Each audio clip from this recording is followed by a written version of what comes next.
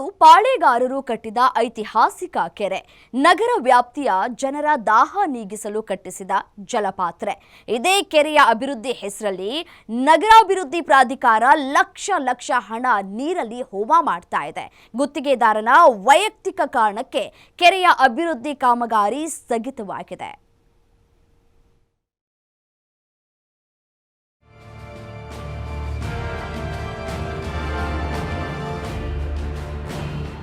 ಇದು ಚಿತ್ರದುರ್ಗದ ಹೃದಯ ಭಾಗದಲ್ಲಿರುವ ಐತಿಹಾಸಿಕ ಅರಸನ ಕೆರೆ.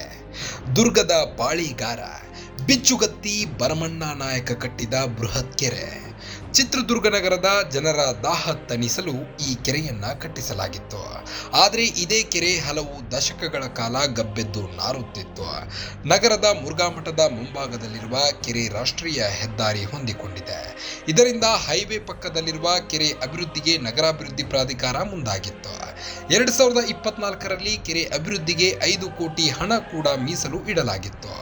ಕೆರೆಯ ಸುತ್ತ ವಾಕಿಂಗ್ ಪಾತ್, ಬೆಂಚ್ ಅಳವಡಿಕೆ, ಪಾರ್ಕಿಂಗ್ ಸೇರಿ ವಿವಿಧ ಪ್ಲಾನಿಂಗ್ ಕೂಡ ರೂಪಿಸಲಾಗಿತ್ತು.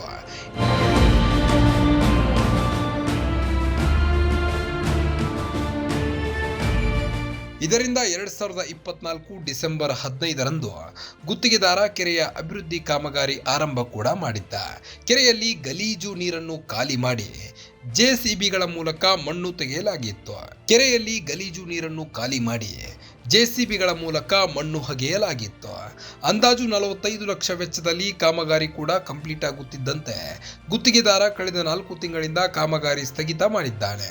ಇತ್ತ ಕೆರೆಯ ಅಭಿವೃದ್ಧಿ ಕಾಮಗಾರಿ ಸ್ಟಾಪ್ ಆಗುತ್ತಿದ್ದಂತೆ ಸಾರ್ವಜನಿಕರು ಕೂಡ ಆಕ್ರೋಶಗೊಂಡಿದ್ದು ಡಾಕ್ಟರ್ ಅಧಿಕಾರಿಗಳು ಹಾಗೂ ಗುತ್ತಿಗೆದಾರನ ವಿರುದ್ಧ ಕಿಡಿಕಾರಿದ್ದಾರೆ.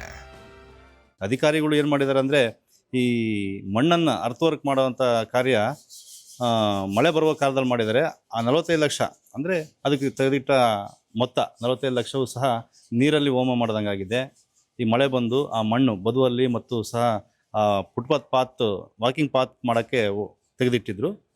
ಅದು 45 ಲಕ್ಷ ನೀರಲ್ಲಿ ಹೋಮ ಮಾಡ್ದಂಗಿದೆ. ಒಳ್ಳೆಯಲ್ಲಿ ಹುಣ್ಸೆಹಣ್ಣು ಕಳಿಸ್ದಂಗೆ ಆಗಿದೆ.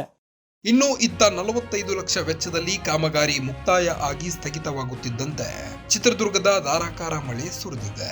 ಇದರಿಂದ ಅರಸನ ಕೆರೆಗೆ ಮತ್ತೆ ನೀರು ಹರಿದು ಬಂದಿದ್ದು ಲಕ್ಷ ವೆಚ್ಚದಲ್ಲಿ ಮಾಡಿದ್ದ ಕಾಮಗಾರಿ ನೀರಲ್ಲಿ ಕೊಚ್ಚಿ ಹೋಗಿದೆ.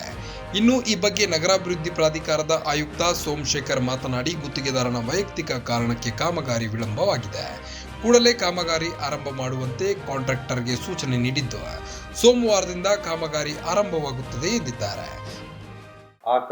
ಆ ಸಂದರ್ಭದಲ್ಲಿ ಒಂದು ಕೋರ್ಟ್ ಸ್ಟೇನೂ ಸಿಕ್ತು. ಆ ಕಾರಣದಿಂದ ಮತ್ತೆ 1.5 ವರ್ಷ ವಿಳಂಬ ಆಯಿತು. ತದನಂತರ 2024 ಡಿಸೆಂಬರಲ್ಲಿ ಆ ಕಾಮಗಾರಿ ಮತ್ತೆ ಶುಭ ದಿನದಂದು ಸ್ಟಾರ್ಟ್ ಆಯಿತು. ಆಮೇಲೆ ಕಾಂಟ್ರಾಕ್ಟರ್ ಏನು ಗುತ್ತಿಗೆದಾರ ಏನಿದಾರಲ್ಲ ಅವರು ಕೂಡ ಕಾಮಗಾರಿ ಏನು ಎಂಥೂಸಿಯಾಸ್ಟಿಕಲ್ಲೇ ಸ್ಟಾರ್ಟ್ ಮಾಡಿದರು. ಆದರೆ ಆ ವ್ಯಕ್ತಿ ವೈಯಕ್ತಿಕ ಕಾರಣಗಳಿಂದ ಕೆಲಸವನ್ನು ಫೆಬ್ರವರಿ 15ಕ್ಕೆ ನಿಲ್ಲಿಸಿದ್ದು. ಇದುವರೆಗೂ ಕೂಡ ಸ್ಟಾರ್ಟ್ ಮಾಡಿಲ್ಲ. ಒಟ್ಟಾರೆ ಚಿತ್ರದುರ್ಗ ನಗರಾಭಿವೃದ್ಧಿ ಪ್ರಾಧಿಕಾರದ ಅಧಿಕಾರಿಗಳ ದಿವ್ಯ ನಿರ್ಲಕ್ಷ್ಯಕ್ಕೆ ಲಕ್ಷಾಂತರ ಹಣ ಕೆರೆಯಲ್ಲಿ ಕೊಚ್ಚಿ ಹೋಗಿದಂತಾಗಿದೆ. ಇನ್ನಾದರೂ ಕೂಡ ಅಧಿಕಾರಿಗಳು ಎಚ್ಚೆತ್ತು ಕಾಮಗಾರಿ ಆರಂಭ ಮಾಡಲಿ ಅನ್ನೋದು ನಮ್ಮ ಆಶಯ. Rajashekhar, guarantee news, Chitradurga.